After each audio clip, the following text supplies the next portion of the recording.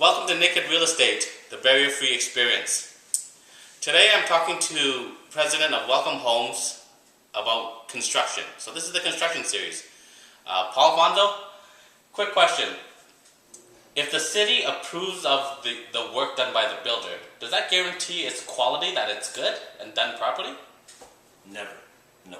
City inspectors, officials can never be on site 100% of the time, especially during concrete placement, rebar placement, service install, that's sewer, water lines, backfilling, and installation of precast stuff, roofing. You just never know. They can't be there all the time, so they don't know what's happening behind the scenes. So what do they do then? They just walk by and, yeah, look real quick and yeah, it's good and check mark? Pretty much. They come at certain spots during the house construction. For instance, they do a foundation and weeping tile check. But that doesn't include services. So nobody's there when they're hooking up the storm, the sewer, the water lines. Nobody's there inspecting it. They're relying on the builder and the excavating contractor to do it properly. Backfilling as well. Nobody's there. In wintertime, backfilling is not really a good idea, but sometimes you do it. Now, when you backfill in winter, there's going to be big chunks of rock. You don't want to put those in against your foundation. But again, nobody's there to see that. So 2 years later, after you buy your house, you can have some really dropping of your grade around the house if your builder did that. Are you saying they just go and, oh, there's dirt there, there's this done. If it's there, it's passed, basically is what you're saying. Pretty much. That's crazy, man. Yeah, next step is then framing, and then your insulation vapor barrier. And to be honest with you, they just come and walk around and take a look. They don't go up in the attic. They don't measure how much insulation's in there. Basement's done after the fact, and there's a loophole there too. If you're finishing your basement, nobody's ever there to inspect the vapor barrier insulation in your basement. The city takes the builder's word for it. So I've had situations where I've taken clients through homes where there's no insulation in a wall, or you turn on the light and then the electrical starts smoking, or examples where they forgot to connect a pipe, so then they turn on the hot tub, all of a sudden water is going through the fucking basement because they didn't connect the pipe. And I've talked to property inspectors, they say that's pretty common with new construction. It is common because, that's ridiculous. For instance, plumbing, they only come once. They come at the rough-in stage. There is no final plumbing. They do not check every fixture. Electrical, the electrical inspections do come around and do check certain plugs, make sure they're wired. They go into the basement, they make sure the panel's wired properly, but they do not open every fixture and check everything. So there are things that are going to slip through the cracks. And there are loopholes that builders use to get through extra costs.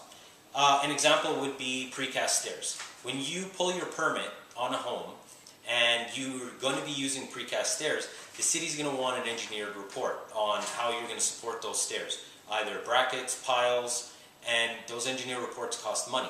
So a loophole that builders use is they tell the city they're going to be building a wood frame stairs, and then they just go ahead and put the precast stairs, and nobody's the wiser. Nobody inspects that. Nobody checks into it after a final inspection. Is that a big deal? Those stairs are stairs. You get me from the top to the bottom. That's a huge deal. What? Just about 6 months ago, I seen a fourplex just down the road here, where the roof, the main floor roof overhang over the front door, was being supported by the precast stairs. And what happened? The precast stairs failed, cracked, and the whole roof came down.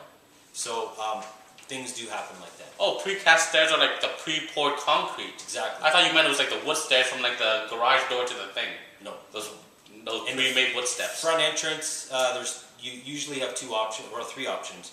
Wood stairs, precast concrete stairs, which are done in the shop and then craned into position and bolted into place, either using brackets or put onto stub walls or piles. And then you also have cast in place, where you would form the concrete stairs on site and pour them on site. So you're saying if you know it's precast, don't get it? No, precast is a very good option. It speeds up construction.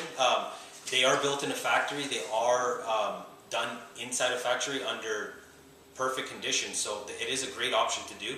It speeds up construction.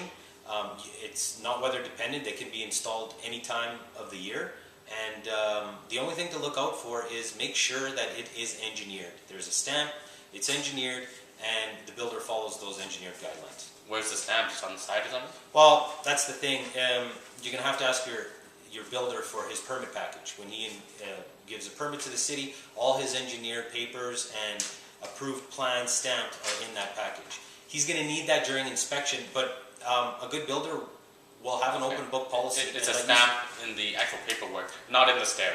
No, Okay. on the actual paperwork. Okay. Makes sense. And a good, like I said before, a good builder to have an open book policy is always a great option. He shouldn't be hiding anything from you, so when you do a site inspection, to bring those papers with you to show you all the paperwork that he had to do is great. So because it's verified by the city, that kind of doesn't, all they're verifying is the materials are there, but in terms of quality of work, there's pretty much like zero to no assurance that things were done at a higher quality or done properly, correct? Done by the city inspectors? No. They're only there for you to follow code. And in certain circumstances, especially in boom times, the city can't get here on time, and that really delays construction. So they actually let you close things up and just sign off on inspections.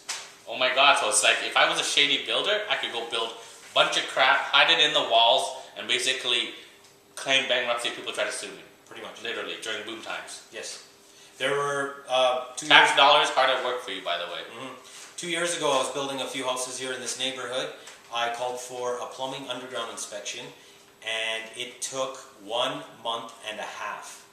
And when you're building a house and you need to get that basement poured, and you have to wait a month and a half for the piping to get passed before you can cover it up with concrete, that, especially on a draw mortgage, is going to cost your client a lot of money. That doesn't make sense. That's a long time.